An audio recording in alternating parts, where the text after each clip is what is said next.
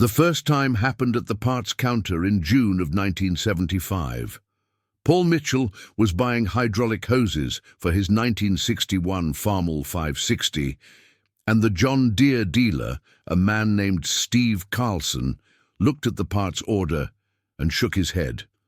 "Paul, how long are you going to keep pouring money into that tractor? That Farmall is going to cost you your farm." Paul was 42 years old, had been farming 360 acres in Franklin County, Iowa, since he took over from his father in 1968. The 1961 Farmall 560 had been on the farm since his father bought it new in 1961 for $4,850. 14 years old now, 8,400 hours on the meter, but it ran fine. "Cost me my farm," Paul said. "Steve, I'm buying $37 in hydraulic hoses. How's that going to cost me my farm?" Steve leaned across the counter. "It's not just the hoses, it's the principle. You're farming with 14-year-old equipment. Every breakdown costs you time. Time is money. A newer tractor would be more reliable, more efficient. You're leaving thousands on the table by not upgrading. What would a new tractor cost? We've got a demo 4430 out back, 3 years old, 1 to 200 hours. I can let you have it for $16,500. Your 560 as trade will give you $4,000. You'd finance $12,500 over 5 years at 9%. Payment would be $260 a month. Paul did the math in his head. $260 per month was $3,020 per year. For 5 years, $15,600 total. He'd pay $16,000 for a $12,500 loan. The interest alone was more than his Farmall was worth. "I'll stick with the 560, Paul said. "You're making a mistake," Steve said, writing up the parts order. "That old Farmall is going to break down at the worst possible time. You'll be stuck in the field. You'll lose your crop.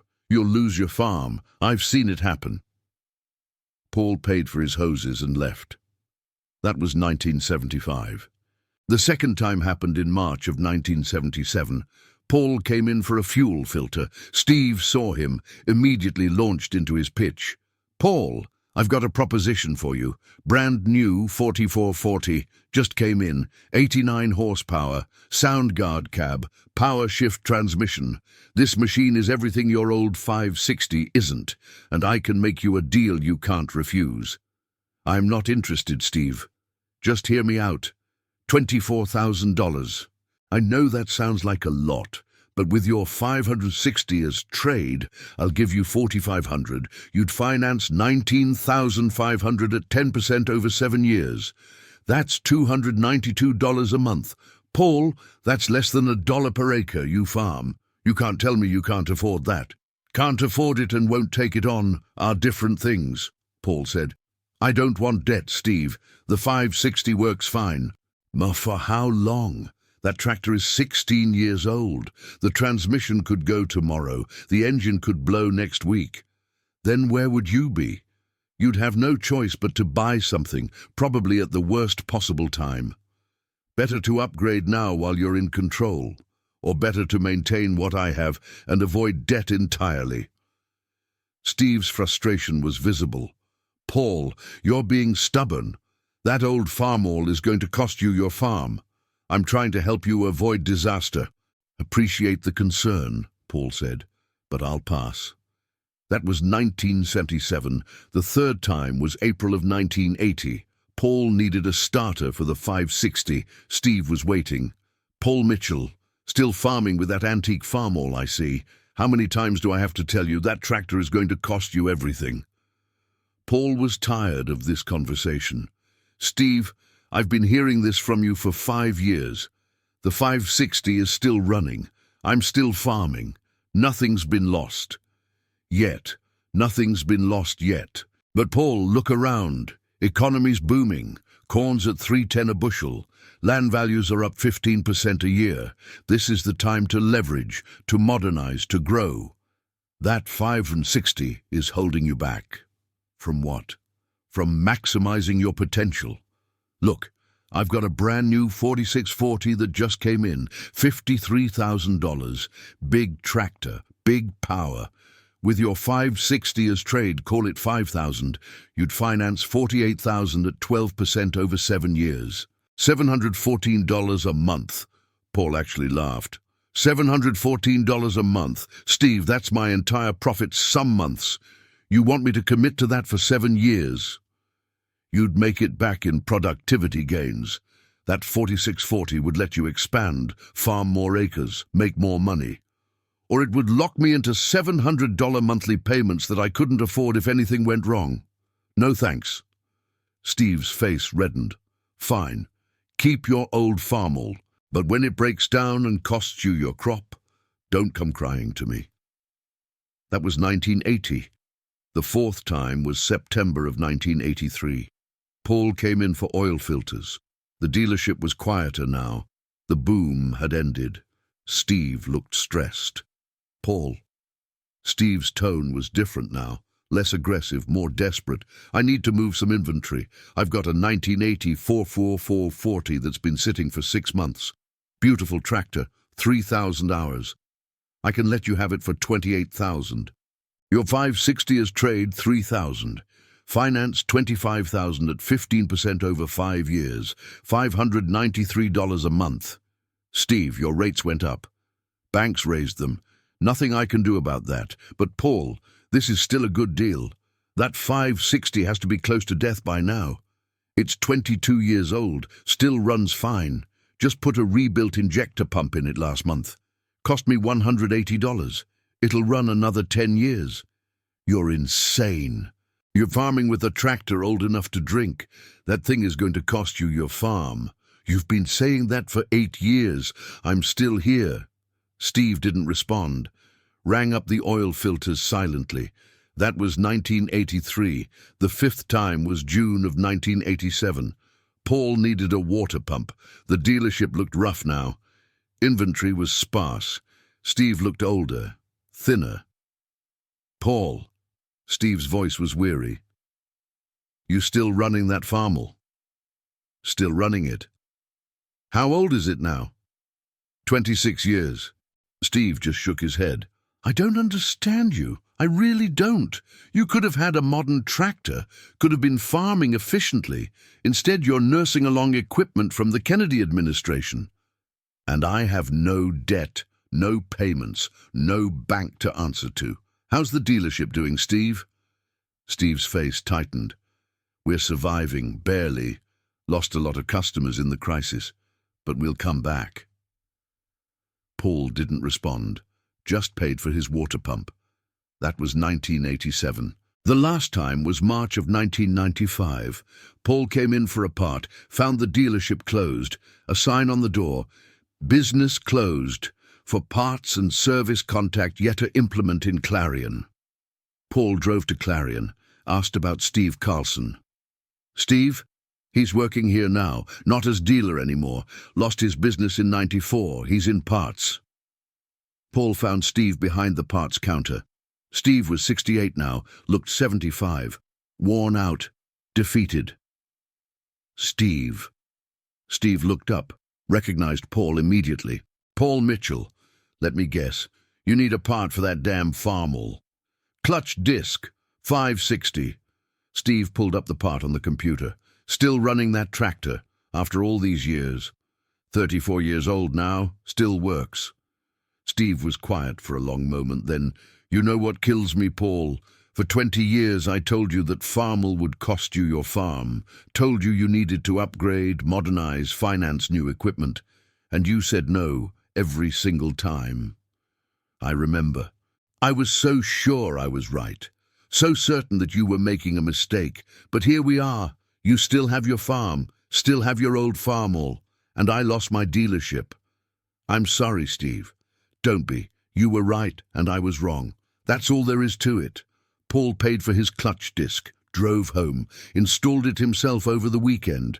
He farmed until 2001, when he retired at 68, sold his 360 acres for $2,100 per acre, $756,000. The 1961 Farmall 560 was 40 years old by then, still running. Paul's son kept it, still has it today. Steve Carlson worked at the parts counter in Clarion until he was 74, retired on Social Security, died in 2008 at 79. The JD dealer said that old Farmall would cost your farm for 20 years. 20 years later, the farmer still had both the Farmall and the farm. The dealer lost his business. Sometimes the person giving advice is the one who doesn't understand risk. But the story of those 20 years, of those repeated encounters between Paul Mitchell and Steve Carlson, reveals something deeper about farming, about debt, and about who really understands risk. When Paul first took over the farm in 1968, he inherited more than just land. He inherited his father's 1961 Farmall 560 and his father's philosophy: own what you have, maintain it properly, avoid debt like poison. His father, Robert Mitchell, had bought the 560 brand new in April 1961 for $4,950 cash, saved for 3 years to afford it. Never financed equipment, never would. Robert died of a heart attack in February 1968 at age 68, out in the field checking fence. Paul found him that evening still and cold in the snow. The funeral was on a Friday. The following Monday, Paul started farming. He was 35 years old, had worked alongside his father since he was 12, knew the land intimately. The 360 acres were paid off. Robert had bought them in 1942 for $87 per acre. Paid cash, saved from working at the John Deere plant in Waterloo during the Depression. The land was Paul's, free and clear. The 1961 Farmall 560 was Paul's, paid for 7 years earlier. No debt anywhere. Paul's approach was simple: maintain the 560 meticulously, farm conservatively, save money. That's what his father had done. That's what Paul would do. That first encounter with Steve Carlson in June 1975 set a pattern that would repeat for 20 years. Steve saw Paul as a customer who needed convincing. Paul saw Steve as a salesman who didn't understand that some farmers didn't want debt. After that 1975 encounter, Paul went home and told his wife Linda about Steve's warning that the Farmall would cost him his farm. "What did you say?" Linda asked. "Told him I'd stick with what I have." Good. Linda had grown up on a farm that her father lost in 1953. Lost it to equipment debt, to a dealer who'd convinced her father that he needed a new tractor to stay competitive. She'd watched strangers auction off everything, watched her father's shame, watched her family move to town. She'd married Paul in 1959 specifically because he didn't take risks, didn't chase growth, didn't believe in debt. Through 1975 and 1976, Paul farmed his 360 acres with the 560.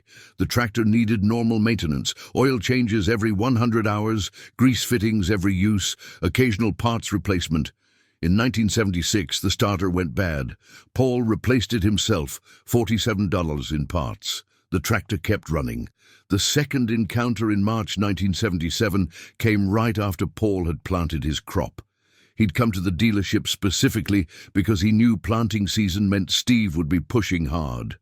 Paul needed a fuel filter and wanted to get it quickly. But Steve had been waiting. The brand new 4440 sitting in the showroom was Steve's pride that spring. He'd sold 6 of them already, had 12 more on order. The economy was strong. Farmers were buying. Steve was making money. "Paul, I sold 3 4440s this week," Steve had said during that encounter. "You know who bought one?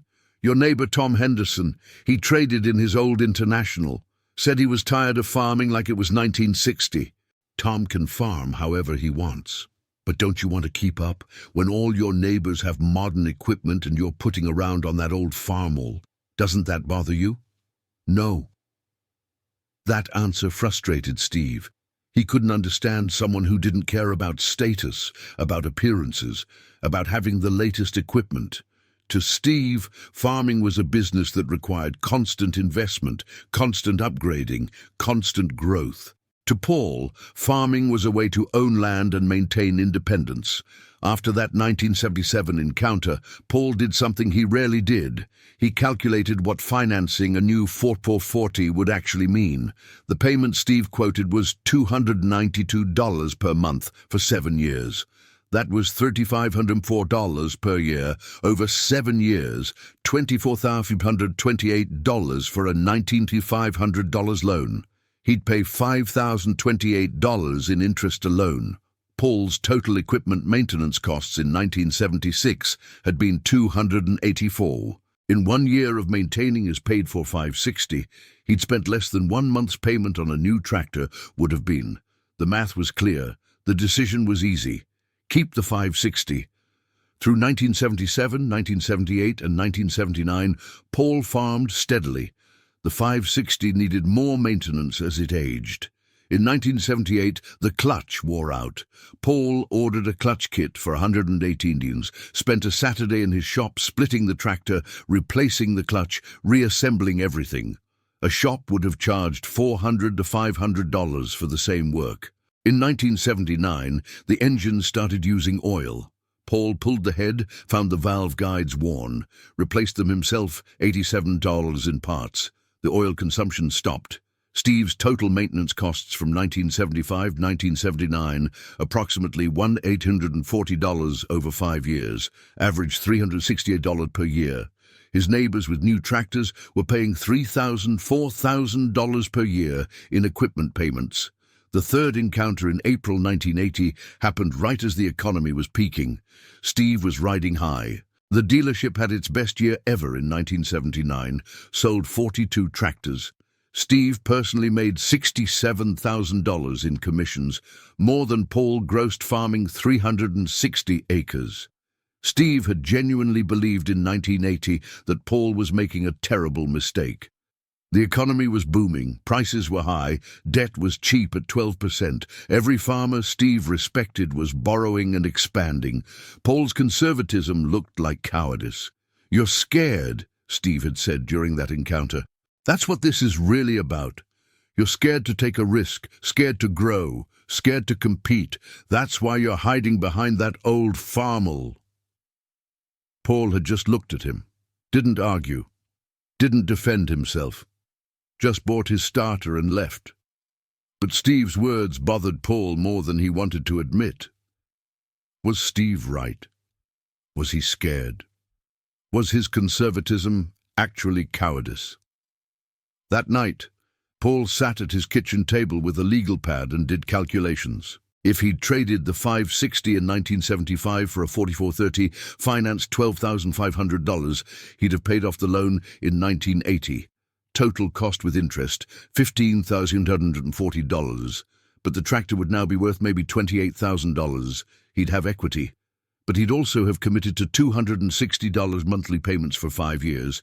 If anything had gone wrong, a drought, a price drop, an illness, he'd have been locked into those payments. The 560 gave him flexibility. No payment meant he could survive bad years more easily. Paul decided Steve was wrong. Conservatism wasn't cowardice, it was wisdom. The fourth encounter in September 1983 was different. The boom had ended. The farm crisis was underway. Steve's dealership was struggling. His confident swagger from 1980 was gone, replaced by desperation. Paul had watched the crisis unfold with sadness. Several of his neighbors lost farms. Tom Henderson, who'd bought that 4440 in 1977, foreclosed in 1982. Tom's farm sold at auction for a fraction of what he owed. Tom moved to Des Moines, worked at the Firestone plant, never farmed again. Paul helped where he could. When Bob Peterson was selling out in 1984, Paul bought some of Bob's tools at auction for fair prices, hired Bob for harvest work at good wages. But Paul couldn't save everyone, couldn't save the system that was devouring farmers who'd taken on debt at the peak. Steve's dealership barely survived those years. Sales dropped 90% from 1980 to 1984. Steve laid off all his mechanics, cut staff to skeleton crew. He personally went from $67,000 in 1979 to $14,000 in 1984. His comfortable middle-class life evaporated. The fifth encounter in June 1987 was somber. Steve looked broken. His dealership was still operating, but barely. He'd sold 3 tractors in the past year. 3. In 1979, he'd sold 42. "How's the Farmall?" Steve had asked during that encounter, and Paul heard genuine curiosity, not sales pitch. "Still runs fine. Put a rebuilt injection pump in it last year. Should be good for another 10 years at least." "How old is it now?" 26 years. Steve had just shook his head. 26 years. I've been telling you for 12 years that it would cost you your farm. But you're still here, and farmers who bought new tractors from me in 1980 are gone. Lost their farms making payments on equipment I sold them. That's not your fault, Steve. Nobody knew what was coming. I should have known. I should have understood that debt is risk, but I believed my own pitch, believed that financing was just a tool, that leverage was smart. I was wrong. Paul didn't know what to say. He'd been proven right, but there was no satisfaction in it. Just sad confirmation that his father's Depression-era wisdom had been correct all along. The years between 1987 and 1995 were quiet for Paul. He farmed steadily, maintained his equipment, saved money. The 560 needed an engine rebuild in 1991. Paul did it himself over 2 weekends, $420 in parts. The tractor ran like new afterward. By 1995, Paul was 62. The 560 was 34 years old, and Steve Carlson's dealership was closing after 47 years in business. Steve's father had started it in 1948. Steve had taken it over in 1974. 21 years later, it was done. That final encounter in March 1995, finding Steve working a parts counter at someone else's dealership, hit Paul hard. Not because he felt vindicated, because he felt sad. Steve had been wrong, yes, but Steve had also been a product of his time, his training, his culture. Dealers in the 1970s and 1980s were taught to push financing, to maximize sales, to convince farmers that debt was a tool for growth. Steve had believed what he'd been taught. He'd believed his own pitch, and when it all collapsed, Steve lost everything while Paul survived. Paul farmed until 2001. By then, the 1961 Farmall 560 was 40 years old. Still ran, still worked. Paul's son David had joined him on the farm in 1995, was learning the operation. When Paul retired, David took over. David kept the 560, even though he also bought more modern equipment. The old Farmall stayed in the shed, maintained, started regularly, used occasionally for light work. It became a symbol, the tractor that everyone said would cost them the farm, that had instead enabled them to keep it. In 2008, Steve Carlson died. Paul went to the funeral. There were maybe 40 people there. Steve's wife had died 3 years earlier. His kids lived out of state, had their own lives. The funeral was sad, sparse, the end of a life that had peaked in 1979 and declined steadily after. At the reception, Paul talked to Steve's son, a man named Mike, who worked in insurance in Kansas City. "Your dad and I had an interesting relationship," Paul said. "For 20 years he tried to sell me new tractors, told me my old Farmall would cost me my farm. I never bought from him." Mike nodded. "Dad talked about you sometimes near the end, said you were the one farmer who had it right." "He said that?" "Yeah. Said he'd spent his career convincing farmers to take on debt, and you were the one who refused. Said you were smarter than him." Paul felt a lump in his throat. "Your dad wasn't dumb, he just believed what he was taught." "I know, but it still cost him. Cost him his business, his savings, his retirement. He died working because he had to.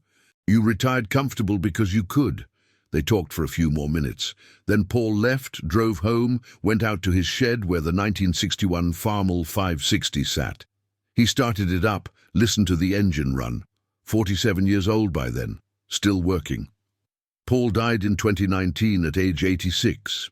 At his funeral, his son David told the story of Steve Carlson and the Farmall. For 20 years, the John Deere dealer told Dad that his old Farmall would cost him the farm. Dad kept saying no, kept maintaining that tractor, kept farming debt-free. In the end, Dad retired with $756,000 from selling the land. Still had the Farmall. The dealer lost his business and died working a parts counter. David paused. The lesson isn't that dealers are bad or that debt is always wrong. The lesson is that nobody knows the future. Dad's conservatism looked like cowardice in 1980 when the economy was booming. But it looked like wisdom in 1985 when the economy crashed. The dealer gave advice based on short-term thinking. Dad made decisions based on long-term survival. Dad's thinking won. The 1961 Farmall 560 is still running. David's son, Paul's grandson, uses it occasionally. It's 59 years old now, outlasted the dealer who said it would cost them the farm, outlasted the dealership, outlasted the boom and bust cycles, still there, still working. The JD dealer said that old Farmall would cost your farm for 20 years. 20 years later, the farmer still had both. The dealer lost everything. That's the whole story. But there's more to the story of Paul Mitchell and the Farmall that needs telling. Because those 20 years weren't just about refusing to buy a tractor, they were about a fundamental disagreement about what farming was supposed to be. To Steve Carlson, farming was a business that required growth. You leveraged assets to acquire more assets. You financed equipment to increase productivity, to farm more acres, to generate more revenue. That's what he'd learned at John Deere dealer training seminars. That's what every business consultant preached in the 1970s. Growth equals success. Stagnation equals failure. To Paul Mitchell, farming was a way to own land and maintain independence. The goal wasn't maximum revenue. The goal was security. Own your land. Own your equipment. Own nobody. Survive whatever comes. That's what his father had taught him. Lessons learned during the Depression when debt meant destruction. These two philosophies clashed every time Paul walked into Steve's dealership. Neither man could understand the other. Steve saw Paul as hopelessly conservative, stuck in the past, leaving money on the table. Paul saw Steve as dangerously focused on short-term gains without understanding long-term risks. After that 1980 encounter when Steve called him scared, Paul went home and had a long conversation with Linda about it. "Maybe Steve's right," Paul said. "Maybe I am scared. Scared to grow, scared to take risks, scared to compete." Linda looked at her husband carefully. "Paul, you're not scared. You're careful. There's a difference. Scared means you don't act even when you should. Careful means you don't act until you're sure it's right. You've never been sure that taking on equipment debt was right. That's not fear, that's judgment. But all my neighbors are growing, buying more land, upgrading equipment. Am I holding us back by being too careful? Are we hungry? No. Do we have a roof over our heads? Yes. Do we own our land free and clear? Yes. Then we're not being held back. We're exactly where we should be. Safe, secure, independent. Paul thought about that. But we could have more. We could also have less. Much less. Your neighbor Tom Henderson could have more too. Instead, he's drowning in debt. Which would you rather be? That conversation ended Paul's doubts. He stopped questioning his approach, stopped wondering if Steve was right, just kept farming the way his father had taught him. The 1980s were brutal for Paul to watch, even though he survived them fine. He saw neighbor after neighbor lose farms, not because they were bad farmers, because they had debt they couldn't service when prices fell. Bob Peterson, who farmed 480 acres next to Paul, had bought a new John Deere 4440 and a new combine in 1979. Total debt, $87,000. When corn fell from 310 to 210, Bob couldn't make payments. Foreclosed in 1984. Bob's 480 acres sold at auction for $720 per acre, about half what it had been worth in 1980. After the bank took what they were owed, Bob walked away with $38,000 from land his grandfather had homesteaded. Bob moved to Waterloo, got a job at the John Deere tractor plant. The irony wasn't lost on anyone. Bob lost his farm to John Deere equipment debt, then went to work building John Deere tractors for other farmers to go into debt for. Paul tried to help Bob before the foreclosure. Sell the equipment now while it's still worth something. Discharge that debt. Keep the land. But Bob couldn't do it. If I sell the equipment, how do I farm? I need it to make the money to pay for it. But you can't pay for it. The math doesn't work at these prices. Prices will come back. They have to. They didn't. Bob lost everything, and Paul had to watch it happen. After Bob's auction in August 1984, Paul went home and did something unusual. He wrote a letter to Steve Carlson. Never mailed it, just wrote it as a way to organize his thoughts. Steve, you sold Bob Peterson a 4440 in 1979. Sold him a combine, too. Told him he needed modern equipment to stay competitive. Bob believed you. Took on debt he couldn't service. Lost his farm. You got your commission. Bob got destroyed. Who benefited from that transaction? Paul kept the letter in his desk drawer. Found it again years later after Steve's dealership closed. Read it, then burned it. No point in sending it. Steve had paid for his advice in his own way. Through the late 1980s and into the 1990s, Paul farmed steadily. The 560 aged but remained reliable. Every time something wore out, Paul fixed it. The tractor became a kind of project, a challenge. How long could he keep it running? In 1989, the front axle bearings wore out. Paul ordered replacements, $67 for the set. Spent a Sunday afternoon jacking up the tractor, pulling the front wheels, pressing out old bearings, pressing in new ones. 6 hours of work, saved probably $300 in shop labor. In 1991, the engine needed rebuilding. 28 years of use, probably 20,000 hours total, had worn the cylinders, the pistons, the bearings. Paul could have bought a used tractor for $8,000, $10,000. Instead, he ordered a complete engine rebuild kit for $420, spent 2 weekends in his shop tearing down and rebuilding the engine. It was meticulous work, each component cleaned, measured, checked against specifications, cylinders honed to remove ridges, crankshaft journals polished, new bearings installed to precise clearances, pistons fitted with new rings, timing set exactly. When Paul fired the engine after reassembly, it ran smoother than it had in 10 years. Linda came out to the shop when she heard it running. Sounds good. Runs like new. Should be good for another 10 years at least. How much did the rebuild cost? $420 in parts, maybe 60 hours of my time. Versus buying a different tractor? 8 to 10,000 for something similar, but then it'd be someone else's problems.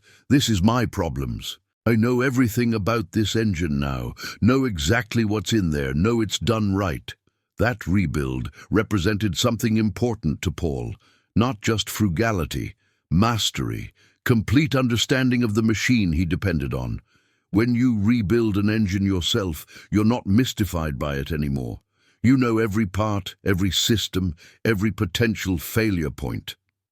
In 1993, Paul turned 60.